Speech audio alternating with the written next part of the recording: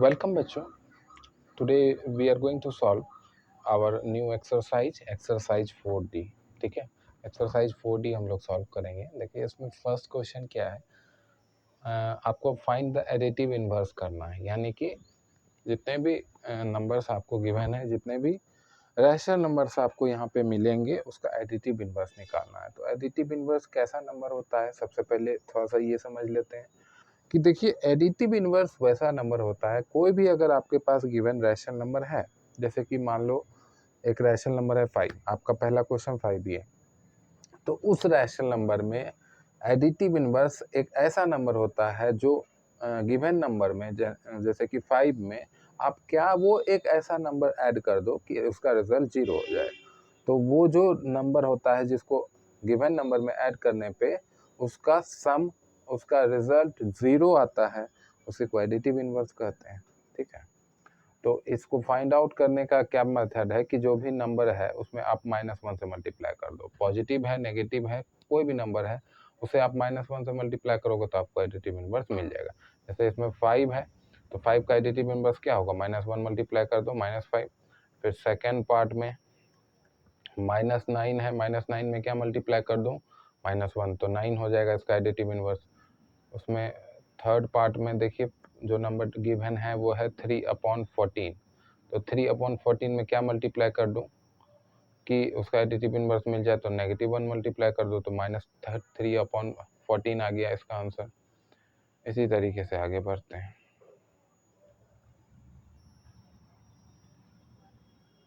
चलिए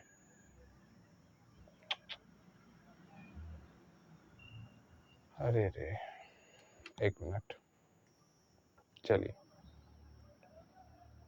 देखते हैं फोर्थ में क्या गिवन है बेटा.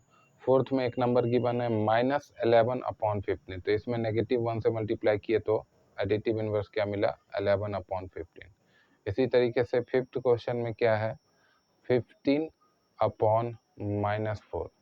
अब यहाँ ध्यान दीजिए, आपको एडिटिव इनवर्स निकालने से पहले मेक श्योर करना है कि अगर आप रैशनल नंबर का एडिटिव इनवर्स निकाल रहे हो तो उसका डिनोमिनेटर पॉजिटिव होना चाहिए, पर इस केस में डिनोमिनेटर नेगेटिव हमें मिल गया. तो सबसे पहला काम हमें क्या होगा कि उसको पॉजिटिव कर लें. उसको क्या कर लें, पॉजिटिव कर लें.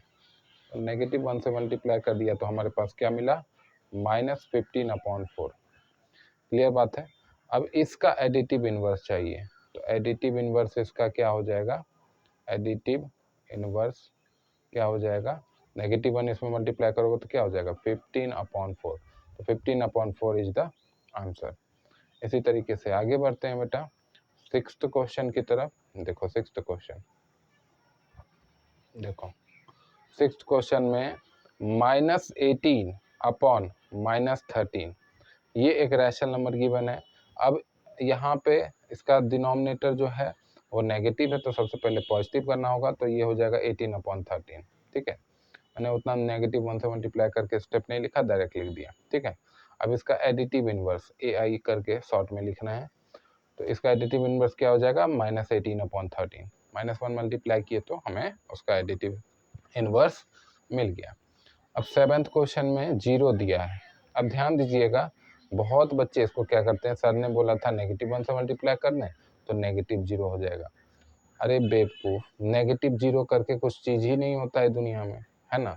ना -0 होता है, ना +0 होता है. 0 हैज नो साइन.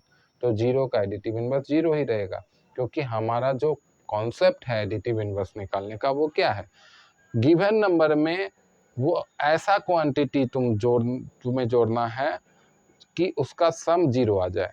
तो 0 तो ऑलरेडी 0 है, तो उसमें तुम नेगेटिव पॉजिटिव क्यों जोड़ना चाहते हो, वो तो ऑलरेडी 0 है, तो उसमें तो 0 ही जोड़ेंगे तब तो 0 आएगा, है ना. तो यही बात है. इसी तरीके से एट्थ क्वेश्चन देखो. एट्थ क्वेश्चन में आपके पास नंबर जो गिवन है वो है 1/-6. अब नेगेटिव है तो उसको पहले पॉजिटिव कर लिया. अब इसका एडिटिव इनवर्स यानी कि AI शॉर्ट में लिख रहे हैं, तो वो क्या हो जाएगा 1/6, क्योंकि -1/6 में -1 मल्टीप्लाई करोगे तो उसका एडिटिव इनवर्स 1/6 ही आएगा. बात समझ में आई ना. अब आते हैं सेकेंड क्वेश्चन की तरफ. देखिए क्वेश्चन नंबर सेकेंड, इसमें क्या करना है, सबट्रैक्ट करना है, सबट्रैक्ट। जैसे पहला क्वेश्चन इसमें है 3/4 फ्रॉम 1/3, 3/4 फ्रॉम 1/3। चलिए सबट्रैक्ट करते हैं। देखिए 1/3 में सबट्रैक्ट करना है तो 1/3 पहले लिखे, फिर नेगेटिव का साइन, और जो सबट्रैक्ट करना है उसको बाद में लिखें। अब 3 और 4 का एलसीएम ले लेंगे 12। अब यहाँ बताना फटाफट, 1 में क्या मल्टीप्लाई करूँ 4, और यहाँ 3 में क्या मल्टीप्लाई करूँ 3। तो ये आ गया 4 - 9 होल अपॉन 12, तो ये आ गया -5/12, -5/12 इज द आंसर। इसी तरीके से सेकेंड क्वेश्चन देखते हैं। आइए सेकेंड क्वेश्चन देखते हैं।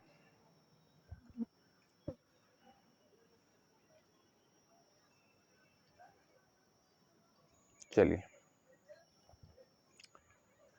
सेकेंड क्वेश्चन में क्या बोला है, सेकेंड क्वेश्चन में बोला है बेटा -5/6 फ्रॉम 1/3, -5/6 फ्रॉम 1/3। तो 1/3 में सबट्रैक्ट क्या करना है, -5/6, ठीक है। चलो करते हैं। तो 1/3 प्लस 5/6, ये बात आपको समझ में आई, नेगेटिव इंटू नेगेटिव पॉजिटिव। अब इसका एलसीएम ले लेते हैं।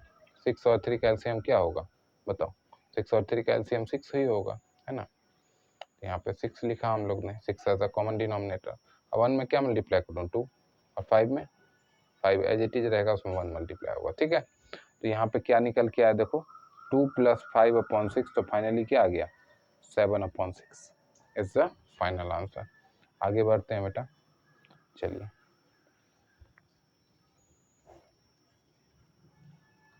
थर्ड क्वेश्चन देखिए। थर्ड क्वेश्चन में क्या बोला है,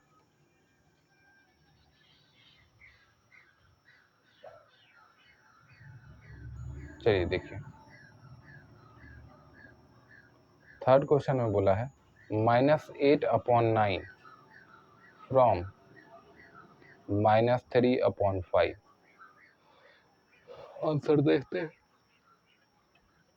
देखिए -3/5 जो रैशनल नंबर है उसमें से सबट्रैक्ट करना है -8/9, ठीक है।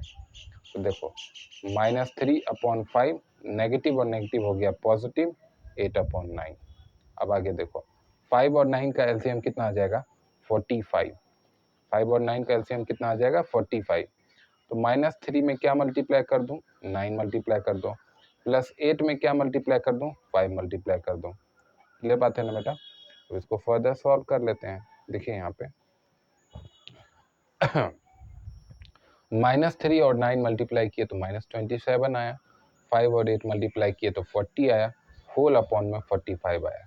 अब ये न्यूमरेटर सॉल्व कर लो, -27 + 40 कितना आएगा result 13/45। This is our final answer, ठीक है। चलो इसी तरीके से फोर्थ क्वेश्चन कर लेते हैं। देखिए फोर्थ क्वेश्चन में क्या गिवन है, देखिए फोर्थ क्वेश्चन में गिवन है -9/7 फ्रॉम -1, ठीक है। तो -1 में से क्या सबट्रैक्ट करना है -9/7, ठीक है। तो देखो -1 + 9/7, इसको थोड़ा देर के लिए 1/1 मान लो। तो 7 एलसीएम आ गया, -1 में क्या मल्टीप्लाई हो जाएगा 7, प्लस यहाँ क्या मल्टीप्लाई हो जाएगा 9 में 1 मल्टीप्लाई होगा सिर्फ। अब देखो -7 + 9/7, तो यहाँ पे क्या आ जाएगा 2/7, रिजल्ट क्या आ जाएगा 2/7। क्लियर बात है। अब इसी तरीके से फिफ्थ क्वेश्चन पे ध्यान दो। देखो फिफ्थ क्वेश्चन में क्या बोला है, फिफ्थ क्वेश्चन में बोला है बेटा -18/11 फ्रॉम 1, ठीक है। चलो तो 1 लिखे, नेगेटिव का साइन दिए, और उसके बाद पहला नंबर -18/11, तो 1 + 18/11, 11 एज अ कॉमन डिनोमिनेटर हो गया, तो 11 + 18, तो यहाँ कितना हो गया 29/11 कितना हो गया 29/11। इसी तरीके से सिक्स्थ क्वेश्चन पे ध्यान दीजिए। सिक्स्थ क्वेश्चन में क्या बोला है, सिक्स्थ क्वेश्चन में बोला है बेटा -13/9 फ्रॉम 0, -13/9 फ्रॉम 0। तो 0 में से क्या सब्ट्रैक्ट करना है -13/9, ठीक है। नेगेटिव नेगेटिव पॉजिटिव होता है ना बेटा, तो बस बहुत ही आसान सा क्वेश्चन था। 0 में 13/9 ऐड करोगे तो क्या आएगा 13/9 ही आएगा। क्लियर बात है बेटा। अब आते हैं सेवन्थ क्वेश्चन पे, ध्यान दीजिए सेवन्थ क्वेश्चन में क्या सब बोला है। देखिए सेवन्थ क्वेश्चन में क्या बोला है -32/13 फ्रॉम -32/13 फ्रॉम -6/5। अब यहाँ पे ध्यान दीजिएगा बेटा कि कैसे कैसे होगा। -6/5 में से सब्ट्रैक्ट करना है क्या -32/13। तो नेगेटिव नेगेटिव पॉजिटिव होता है ना बेटा, तो -6/5 प्लस 32/13, ठीक है। क्लियर है बेटा। अब आगे बढ़ते हैं। देखिए अब 5 और 13 का एलसीएम ले लेंगे तो कितना होगा 65 होगा। 5 और 13 का एलसीएम 65। अब -6 में क्या मल्टीप्लाई हो जाएगा जल्दी बताना बेटा। -6 में 13 मल्टीप्लाई हो जाएगा और 32 में क्या मल्टीप्लाई हो जाएगा जल्दी बताना 5 मल्टीप्लाई हो जाएगा।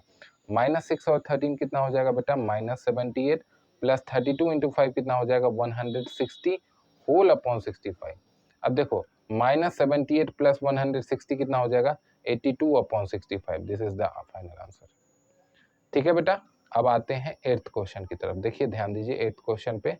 एट्थ क्वेश्चन में क्या बोला है, यहाँ देखो एट्थ क्वेश्चन में बोला है -7 फ्रॉम -4/7।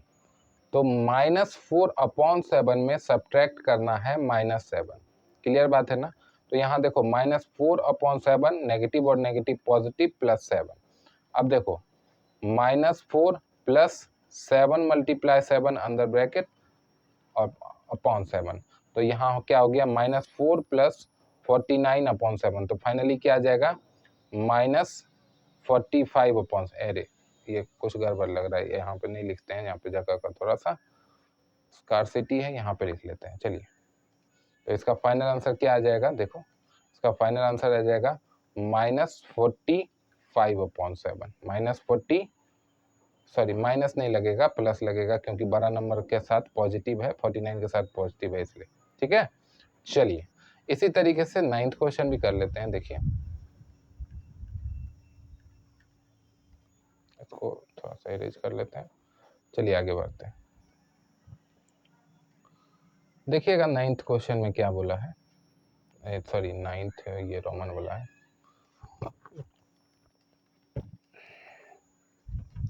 5/9 फ्रॉम -2/3। यही बोला है ना। अब ध्यान दीजिए आपका जो क्या करना है, आपको -2/3 में से सब्ट्रैक्ट करना है 5/9। चलिए करते हैं। 3 और 9 का एलसीएम कितना आ जाएगा बेटा, 3 और 9 का एलसीएम कितना आ जाएगा। देखो यहाँ पे तो बगल में निकाल लेते हैं।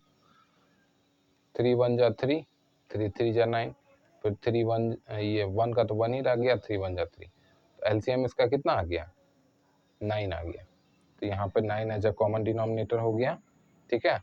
अब 3 को 3 से सॉरी यहाँ -2 में क्या मल्टीप्लाई हो जाएगा 3 और यहाँ 5 में क्या मल्टीप्लाई हो जाएगा कुछ नहीं 1 मल्टीप्लाई होगा। तो -6 -5/9 तो क्या आ गया -11/9 is the final answer. -11/9 is the final answer, है ना बात बेटा। ठीक है आगे बढ़े। चलो तो 10th क्वेश्चन सेकेंड का लास्ट पार्ट कर लेते हैं। देखो 10th क्वेश्चन में क्या बोला है 5 फ्रॉम -3/5। देखिए -3/5 में से सब्ट्रैक्ट करना है 5। थोड़ा देर के लिए समझ लो 5/1। तो 5 और 1 का एलसीएम 5। -3 में क्या मल्टीप्लाई कर दो कुछ नहीं मल्टीप्लाई करना है। 5 में क्या मल्टीप्लाई कर दो 5 मल्टीप्लाई कर दो। तो कितना हो गया -3 -25 होल अपॉन 5। तो फाइनल आंसर कितना हो गया -28/5 is the final answer. -28/5 is the final answer.